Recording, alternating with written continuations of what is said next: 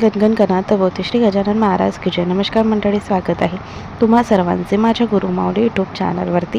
आजचा दिवस तुमच्यासाठी खूप चांगला जाओ हीच मी महाराजांचरणी प्रार्थना करते आणि आज या नवीन व्हिडिओला सुरुवात करते. आजच्या व्हिडिओत आपण पाहणार आहोत की उद्या शुक्रवार 20 मार्च 2026 रोजी आलेला आहे श्री स्वामी समर्थ महाराजांचा प्रकट दिन. स्वामी महाराजांचा प्रकट दिन चैत्र शुक्ल तृतीय तिथीला आपण साजरा करत असतो आणि उद्या 20 मार्च रोजी आलेला आहे महाराजांचा प्रकट दिन. उद्या वार शुक्रवार.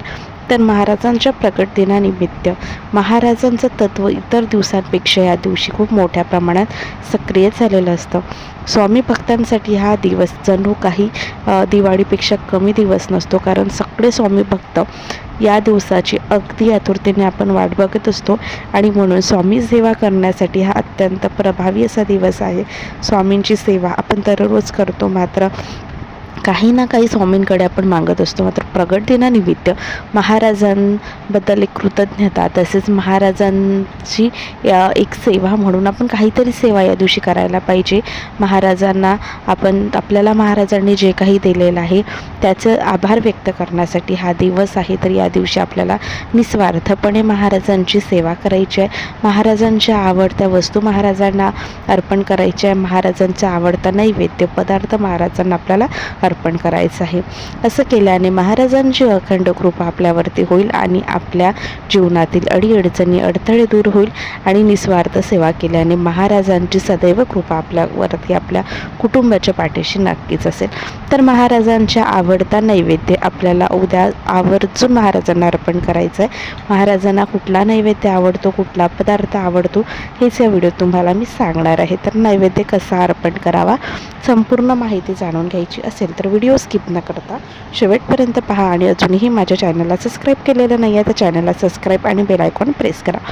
तर उद्या 20 मार्च 2026 वार शुक्रवार उद्या आलेलं आहे स्वामी समर्थ महाराजांचा प्रकट दिन. महाराजांच्या प्रकट दिनानिमित्त सकाळी लवकर उठावे, स्नान करावे आणि महाराजांचा अभिषेक करावा, महाराजांची सेवा करावी. तुम्ही काही महिलांचं काही पुरुषांचं स्वामीचरित्र सारामृत पारायण साप्ताहिक पारायण सामूहिक पारायण चालू असेल तर या दिवशी आपल्याला त्याची सांगता करायची आहे.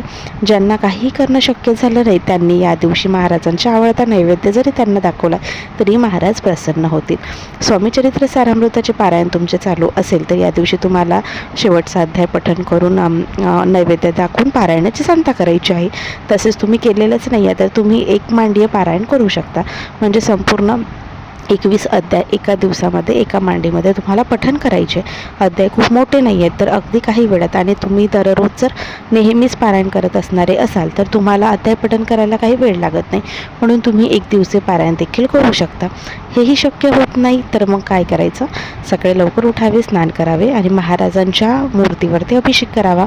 महाराजांची मूर्ती आपल्याकडे असेलच, नसेल तर फोटो असेल, फोटोवरती अभिषेक करता येणार नाही, मात्र तुळशीपत्रांनी त्यांना फोटोवरती पाणी नक्की शिंपडावे. तर महाराजांना चंदन खूप प्रिय आहे, हिना अत्तर प्रिय आहे, ते महाराजांच्या मूर्तीला नक्कीच लावावे. महाराजांना पिवळ्या रंगाचे फुलं अर्पण करा. तसेच महाराजांच्या मूर्तीवरती महाराजांचा साज करा, म्हणजे महाराजांना फेटा, महाराजांचे वस्त्र या सगळ्या गोष्टी ज्या आहेत तर ते तुम्ही नव्याने या दिवशी खरेदी करून महाराजांसाठी आणू शकता. तर अशा पद्धतीने महाराजांचा अभिषेक करायचा आहे, महाराजांचे विधिवत पूजन करायचं आहे. त्यानंतर महाराजांच्या तुम्ही जर स्वामीचरित्र सारामृताचं पारायण करत असेल तर पारायण करायचं आहे, आरती करायची आहे. महाराजांचे तुम्हाला तारक मंत्राचं जप करायचं आहे, तारक मंत्राचं पठण करायचं आहे. श्री स्वामी समर्थ या मंत्राचं 11 माळे जप करायचं आहे, 11 वेळा तारक मंत्र म्हणायचं आहे आणि स्वामीचरित्र सारामृताचं पारायण करायचं आहे. आता हे सगळं झाल्यानंतर आता तुम्हाला या काही सेवा पारायण शक्य होत नाही, कारण लहान मुलं आहेत, तुम्ही ऑफिसला जाताय, तर काही हरकत नाही. महाराजांच्या मूर्तीवरती निस्वार्थपणे अभिषेक करा आणि विधिवत पूजन करा. सोबतच तुम्ही तारक मंत्र म्हटलं किंवा श्री स्वामी समर्थ या मंत्राचं अगदी 5 मिनिट महाराजांसमोर बसून हात जोडून मंत्र जप केला किंवा 11 माळी करा किंवा 1 माळ करा किंवा 5 मिनिट असं अगदी मनाभावातून मंत्र जप करा. एवढं जरी केलं तरी अतिशय उत्तम. आता महाराजांचा आवडता नैवेद्य पदार्थ कुठला, तर स्वामी समर्थ महाराजांना पदार्थामध्ये गोड पदार्थामध्ये बेसनाचे लाडू खूप आवडायचे. तर महाराजांसाठी तुम्ही बेसनाचे लाडू नक्कीच बनवा. महाराजांना बेसनाच्या लाडूचा नैवेद्य दाखवा आणि महाराज प्रसन्न होतील आणि आपल्याला सगळं काही महाराज देतात. आणि मग त्यांच्यासाठी एक दिवस जर आपण त्यांना त्यांच्या आवडीचे पदार्थ त्यांना अर्पण केले तर महाराज खूप प्रसन्न होतात आणि आपल्या मनाला देखील समाधान वाटतं, आपल्याला देखील चांगलं वाटतं. तर आपल्या मनाच्या समाधानासाठी तुम्ही नक्कीच महाराजांना बेसनाचे लाडू अर्पण करू शकता. त्यानंतर महाराजांना पुरणपोळी देखील खूप म्हणजे खूप प्रिय आहे. पुरणपोळीचं नैवेद्य देखील तुम्ही दाखवू शकता किंवा पुरणाचे मोदक देखील तुम्ही महाराजांना दाखवू शकता. त्यानंतर वरण भात, भाजी पोळी आणि कांद्याची भजी हे महाराजांना खूप जास्त प्रिय आहे. बेसनाचे लाडू, पुरणपोळी सोबतच वरण भात, भाजी पोळी, कांद्याची भजी, भरपूर कांदे टाकून भजी बनवायची आहे आणि कढी, भात या सगळं पदार्थ बनवायचे.